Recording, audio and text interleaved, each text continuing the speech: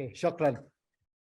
First of all, on behalf of Newcastle United football fans against sports washing, just want to say that we're very honoured to be on this platform and humbled to hear the testimonies of the victims of the Saudi regime. Now, so the background about our campaign, Newcastle is a city of about 290,000 people in the northeast of England. It's the traditional industries were shipbuilding, engineering and mining. It therefore has strong working class traditions of unity and solidarity. The people of Newcastle are called Geordies, and we even have our own distinctive dialect, as you can hear the way I speak. There is one football team in the city, and supporting Newcastle United is part of our cultural heritage. The team, despite not winning anything for over 50 years, has massive support, with 52,000 attending all matches. And the support beyond that is enormous.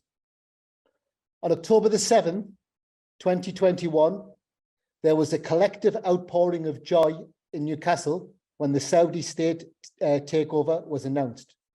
This was mainly due to relief to see the former owner go.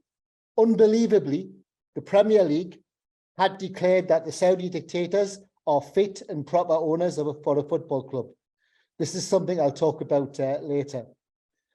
The Saudi regime had carefully prepared the ground for the takeover for over a year. They have a contract with the US public relations firm Edelman for about $800 to $1 million. And they used that PR firm to get into the press in the northeast of England. The role of the northeast press and media has been lamentable.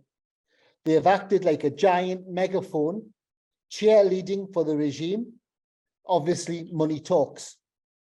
I'll just give a couple of examples, and excuse my pronunciation of Arab names.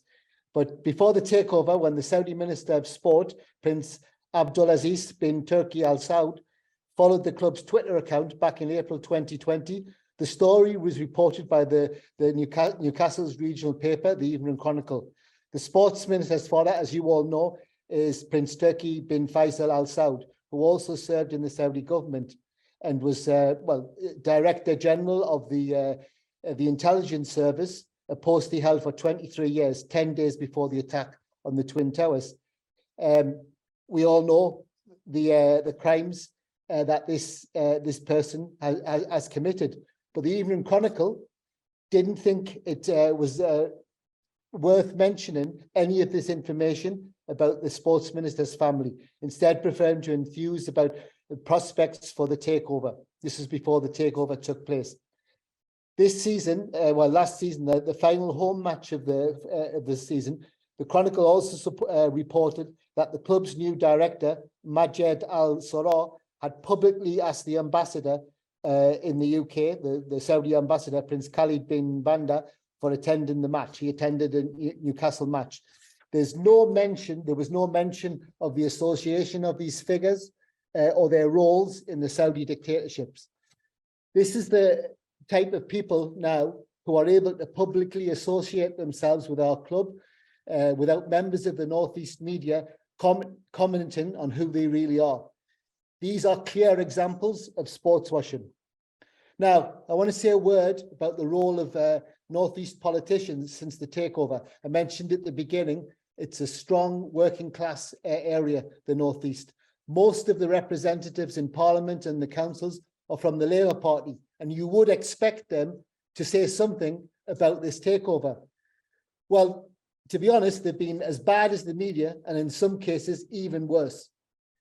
The MP for Newcastle Central had spoken out against human rights abuses in Saudi Arabia in Parliament before the takeover, which was fantastic.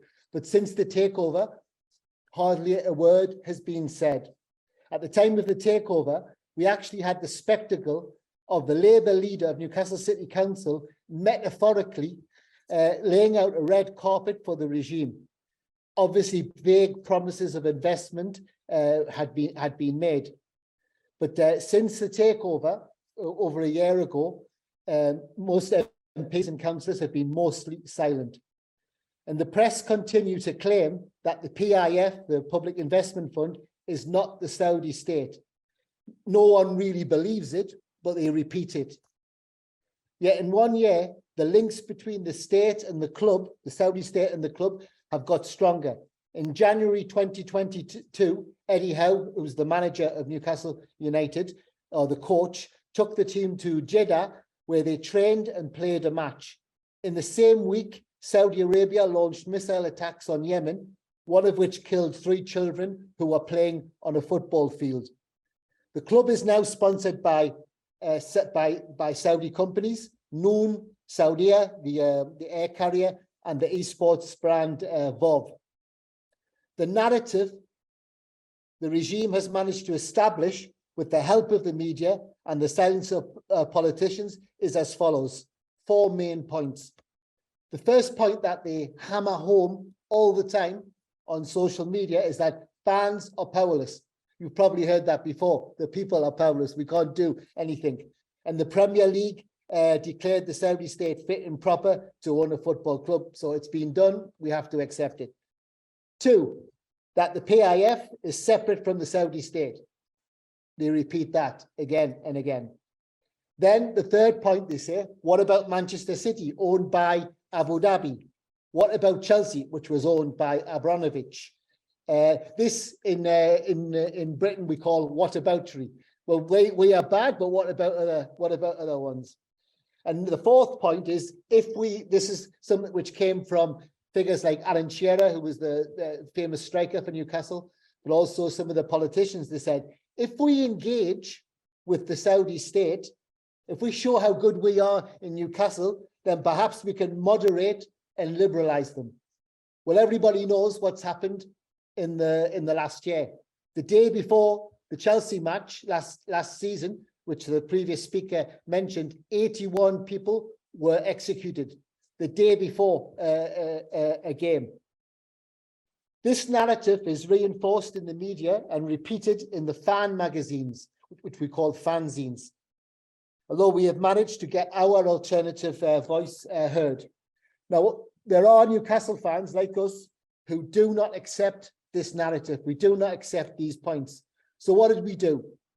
Actually, on the day of the takeover, we launched a small group on Facebook of fans who were opposed to the Saudi state owning our club. Also, there was, independently of us, there was fans who launched a Twitter account. You can look it up, no Saudi Toon. You can find all our information on there. And we held online meetings during the pandemic. And in August this year, we held a public meeting in Newcastle where we showed 2 documentaries about the Saudi state's bloody war in Yemen. We launched a fanzine. Again, I mentioned it's a fans magazine. This is called Hailstones in the Desert. It's named in homage to brave Saudi human rights activists. In the UK, you probably know that anyone who stands up for human rights is usually called a snowflake by the right. And we faced that insult on social media. So we turned it around and said, to stand up for human rights in Saudi Arabia, you have to be hard and you have to be brave, and you're like a hailstone. So that's the name of our fanzine.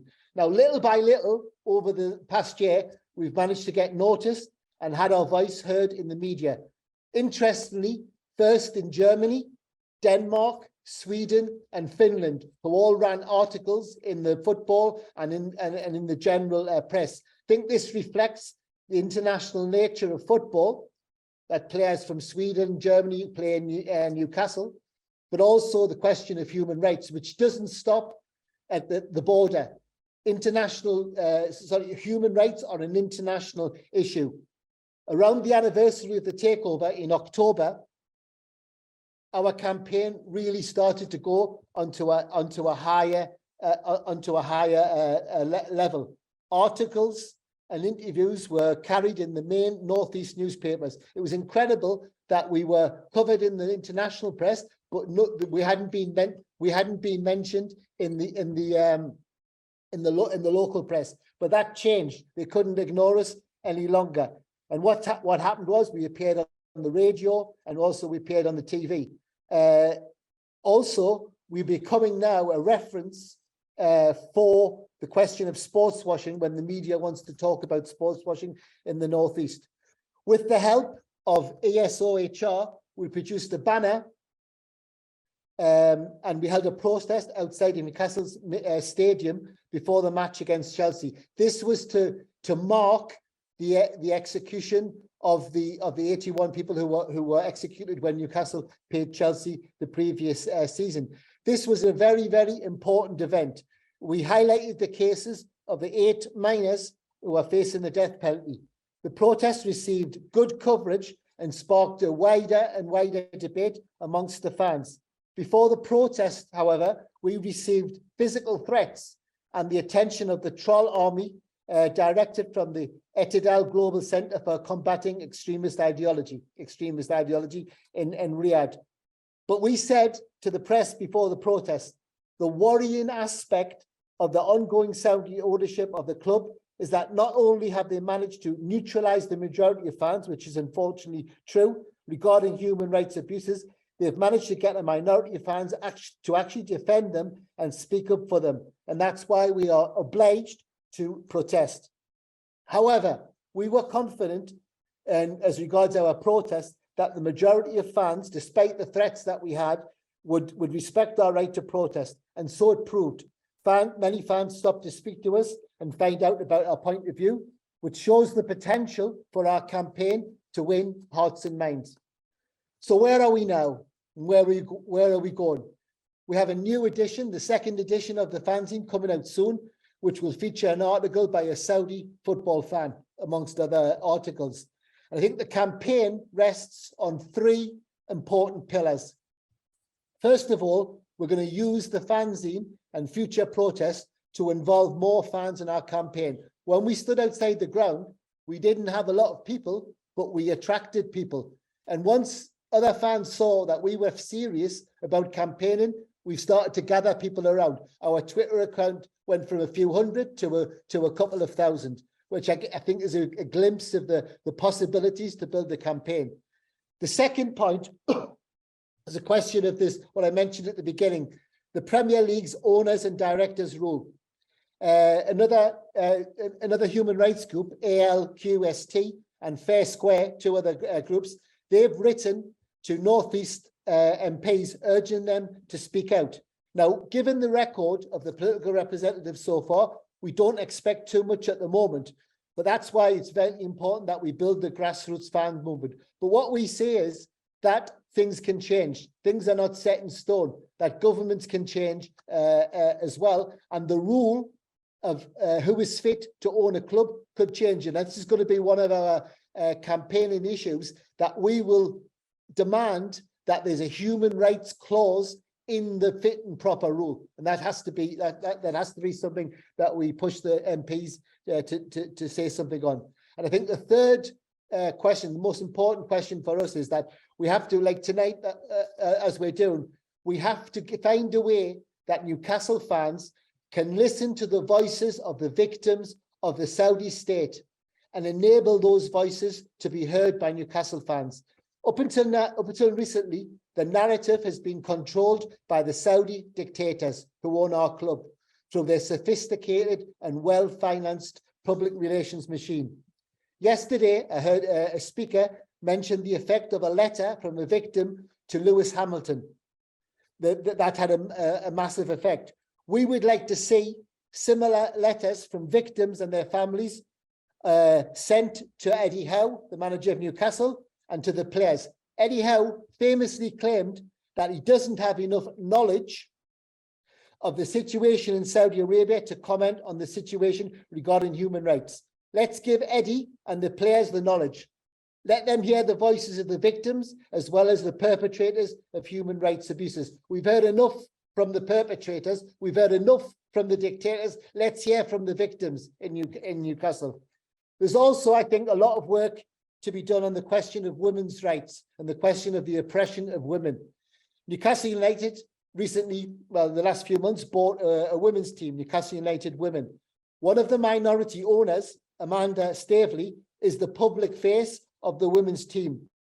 We pointed out as a campaign the contradiction of having 80% owners of our club who discriminate on a daily basis so viciously against women. We brought up the cases of Salma Al-Shabaab and Nora Al-Qatani. And incredibly, some fans repeated the lies from the Itadal Global Centre that these women are terrorists. This is another example of using the ownership of our club to sports wash away their clubs. Some fans say, what's it got to do with us? Well, it's got everything to do with it because they're using our club to divert attention away from what they're doing to women like Shalma and Nora. Now, Newcastle United, as some of you might know, have spent the last week in Riyadh. They played a game against Al Hilal. The week-long warm weather training camp is clearly a massive propaganda opportunity for the Saudi dictators to divert attention away from their many crimes against the Saudi people. Worryingly, as well, they have used the visit to try and incorporate a layer of fans into actively supporting and speaking up for their owners. That is why the campaign by Newcastle fans against sports washing is so important.